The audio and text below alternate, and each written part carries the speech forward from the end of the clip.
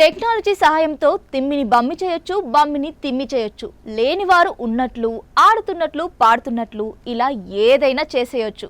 కానీ కొన్నిసార్లు టెక్నాలజీ దుర్వినియోగం మితిమీరిపోతుంది. ఆ మధ్య డీప్ ఫేక్ ఉపయోగించి రష్మిక వీడియో క్రియేట్ చేశారు. ఇప్పుడు ఏఐ అంటే ఆర్టిఫిషియల్ ఇంటెలిజెన్స్ సాయంతో సమంత బేబీ బమ్ ఫోటోలను తయారు చేశారు. వీటిని సోషల్ మీడియాలో వదలగా విపరీతంగా వైరల్ అవుతున్నాయి. ఇలాంటివి చూసి అభిమానులు ఆగ్రహం వ్యక్తం చేస్తున్నారు.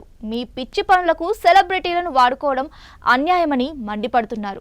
విడాకులు తీసుకుని ఒంటరిగా ఉంటున్న సమంతకు ప్రెగ్నెన్సీ అని పుకారు క్రియేట్ చేయడం నీచమని కామెంట్స్ చేస్తున్నారు.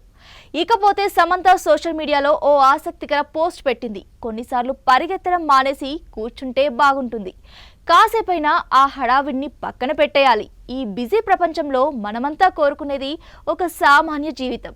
అసలు ఏం చేయాలన్నా ప్రణాళిక లేకపోవడం కూడా ఒక ప్లానేనేమో అంటూ కొన్ని ఫొటోస్ షేర్ చేసింది. అందులో తన పూజ గదిని, ప్రకృతిని చూపించడమే కాకుండా మంచంపై హాయిగా ప్రశాంతంగా నిద్రిస్తున్న ఫొటోస్ని కూడా షేర్ చేసుకుంది. కాగా గతేడాది శాకుంతలం, ఖుషి చిత్రాలతో పలకరించిన సమంత ఈ ఏడాది సిటాడెల్, హనీ బన్నీ వెబ్ సిరీస్తో అలరించింది.